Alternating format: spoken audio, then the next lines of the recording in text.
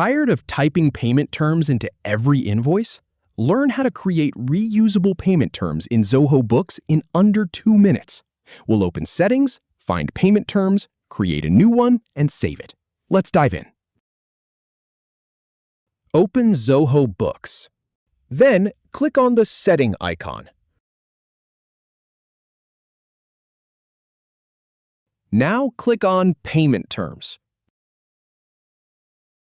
Go ahead and click on New Payment Term.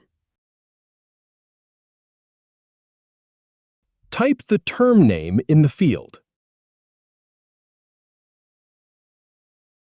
Then type the number of days.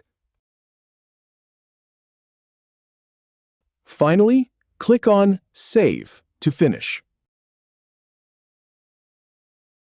If you have any feedback or if any info is inaccurate, please leave a comment below. We'll do our best to answer or redo the video if needed. Thanks for watching.